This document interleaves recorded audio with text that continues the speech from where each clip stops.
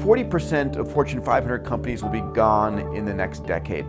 And this makes it extraordinarily important for today's leadership, you as an exponential leader, to understand why this rapid disruption and this rapid transformation is taking place.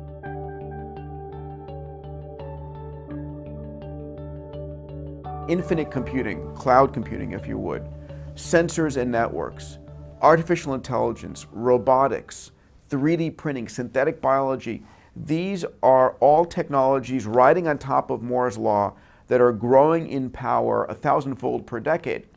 And if you're not using these technologies, you're going to be massively disrupted. Kodak missed the entire digital camera revolution, even though they invented it. But they viewed themselves as being in the paper and chemicals business and not in the memory imagery business. And of course, Instagram, a company which gets acquired by Facebook in 2012, the same year that Kodak declares bankruptcy, Instagram gets valued at $1 billion with 13 employees because they're thinking in an exponential fashion and they've got exponential growth ahead of them while Kodak was on its way to decline and destruction.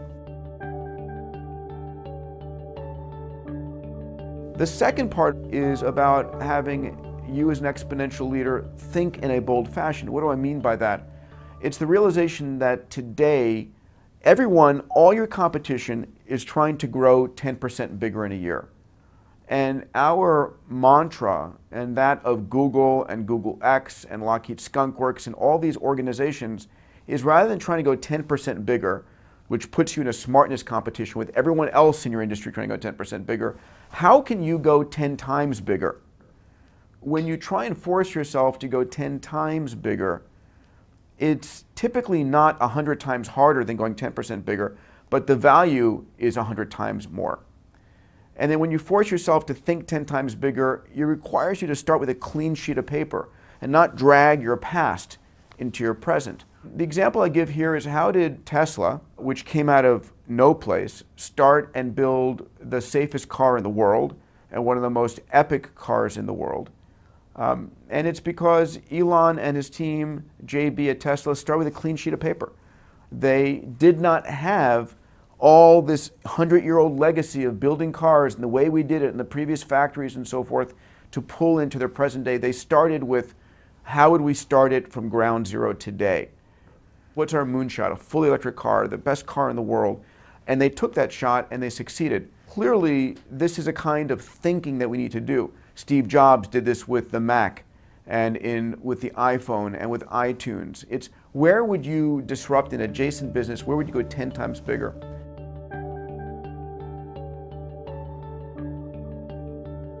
The final part for the exponential leader is what we call exponential tools. And this is how to use crowdsourcing, right? If you depend on the expertise only inside your company, you cannot compete. It was Bill Joy, one of the founders of Sun, who said, no matter who you are in the world, most of the smartest people work for someone else. And it's so true. Even if you're Larry Page at Google with 50,000 employees, compared to billions of connected people, most of the smartest people in the world are someplace else. So how do you crowdsource? How do you bring in those people to help you solve your problems? How do you crowdfund? How do you get access to capital that's non-dilutive, that gives you an honest answer because they vote with their wallet? And then finally in Bold, I talk about incentive competitions, because incentive competitions really incentivize crazy ideas, breakthrough ideas to try and solve your problem. And here's the challenge. The day before something is truly a breakthrough, it's a crazy idea. So where inside your company are you trying crazy ideas? And if you're not, then are you in fact, sort of okay with just linear growth, 10% growth? And the challenge is that most of us in large corporations, in governments, in universities, even in small companies, we don't try big, bold, crazy ideas because we're fearful that in failure, it'll take us down and give us a bad reputation. If I went back to the heads of the rental car companies, the taxi fleets, and said, listen, 5 guys are going to start this company, they're never going to buy a single car, and in 5 years they're going to be worth $40 billion and take 60% of the taxi business away from the taxi business in San Francisco, you would have thought I was nuts. But this is the value of big, bold, moonshot thinking, and the value of off-balance sheeting the risk by using incentive competitions.